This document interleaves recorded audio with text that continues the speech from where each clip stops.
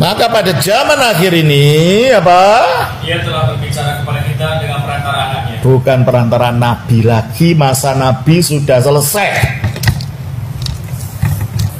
Berarti Yesus adalah pernyataan diri Allah yang paling akhir, paling puncak, yang melaluinya Allah menyatakan dirinya pada kita, manusia. Yohanes 1 ayat 18. Tidak seorang pun yang pernah melihat Allah. Ya, tidak seorang pun yang pernah melihat Allah, tetapi Anak tunggal Allah. Anak tunggalnya Allah, yaitu firman-Nya Allah yang satu-satunya itu. Terus? Yang ada di pangkuan Bapa, dialah yang menyatakan. Iyalah yang menyatakan. Yang menyatakan Allah yang tersembunyi, yang gaib itu hanya satu, yaitu firman-Nya yang telah jadi manusia ini. Di luar itu, orang tidak akan kenal Bapa ini. Tak seorang pun datang kepada Bapa kalau tidak melalui aku. Sebab apa? Dia wahyu Allah terpuncak, dia terakhir.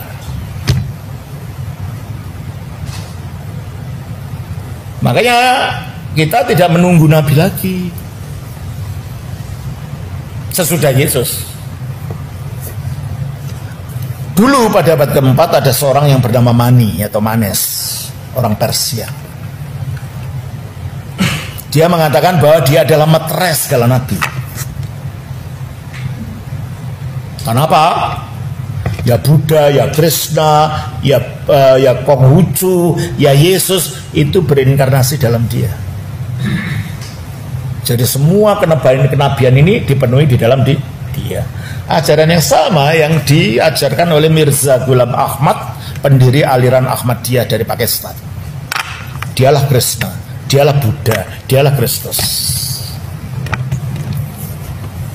Tapi terlambat. Siapapun yang mengatakan dirinya meterai segala nabi, artinya nabi terakhir, terlambat. Meterai itu sudah diberikan pada Yesus.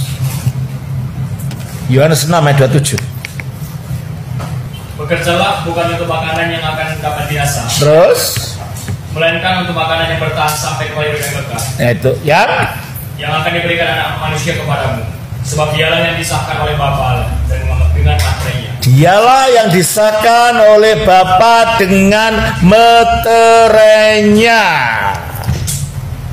Meterai kan Yesus, bukan yang lain.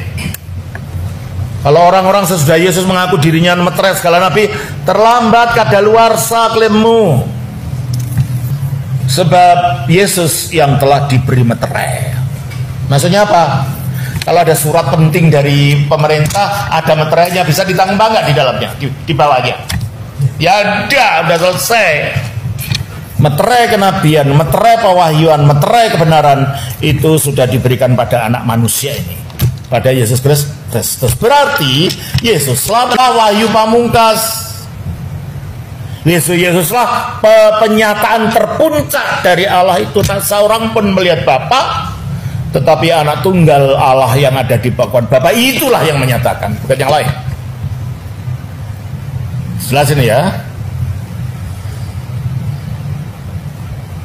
Nah, untuk sampai kepada dia sebagai wahyu terakhir, ada proses tadi kan, berulang kali dan dalam berbagai cara. Nah inilah yang sedang kita pelajari ini, berulang kalinya dan berbagai caranya ini. Minggu lalu kita telah belajar tentang Abraham, Ishak, dan Yakub, di mana Allah menjanjikan bahwa akan ada anaknya, keturunannya, yang akan menjadi berkat bagi semua manusia. Kita baca di dalam Kejadian pasal 22 ayat 18. Oleh keturunanmu lah semua bangsa di bumi akan mendapat berkat. Oleh keturunanmu lah semua bangsa di bumi mendapat berkat. Kata keturunan ini dalam bahasa Ibrani-nya Zerah, bukan Zeraim. Kalau Zeraim artinya keturunan-keturunanmu. Oleh Zeramulah semua bangsa di bumi akan mendapat berkat. Berarti hanya ada satu keturunan Abraham nanti yang akan menjadi berkat bagi manusia.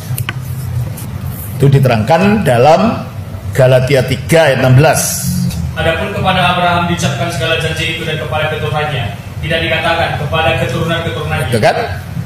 Terus?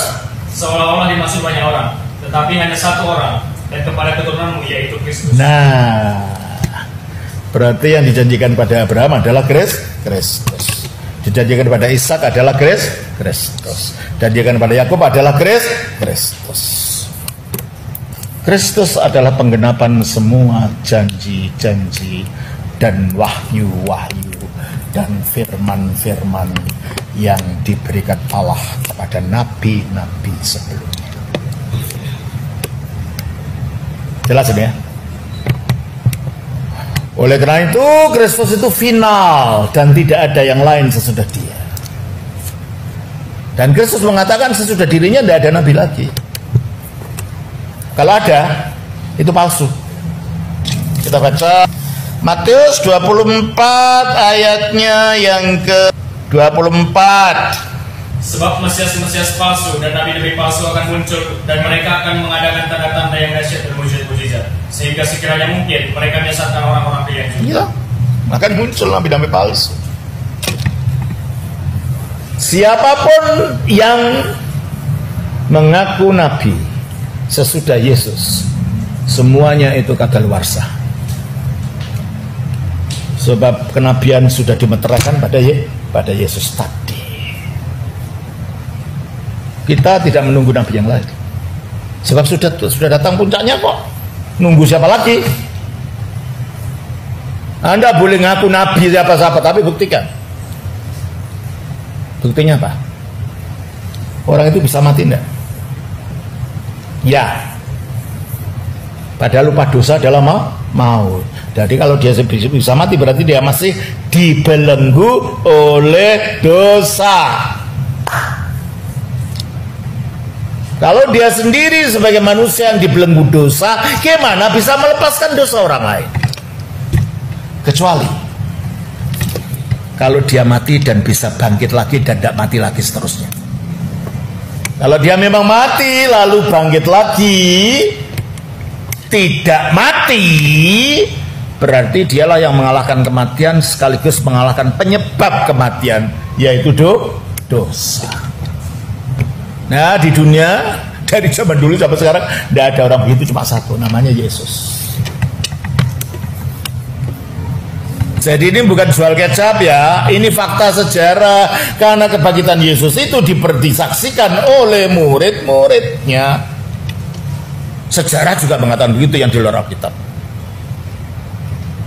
Flavius Josephus, seorang sarjana Yahudi, ahli sejarah Yahudi yang anti Kristen, juga mengatakan Yesus bangkit.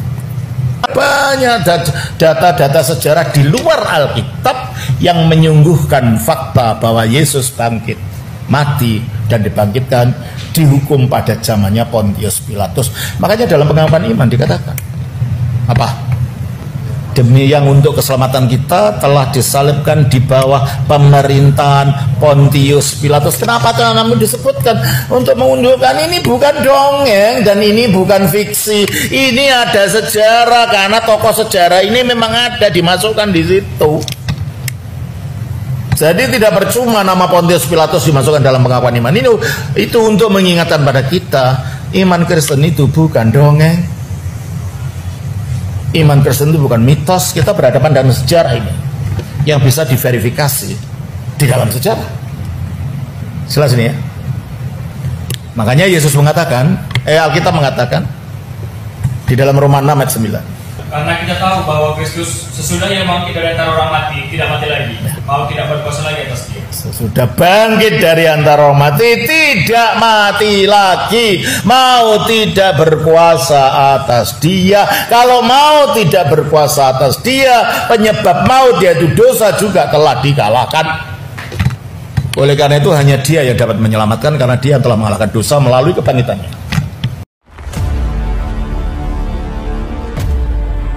Segala sesuatu yang masuk lewat mulut keluar lewat mulut. Tidak mungkin ada orang kerasukan roh jahat kalau tidak orang itu tak jadi tumbal. Dalam nama Yesus.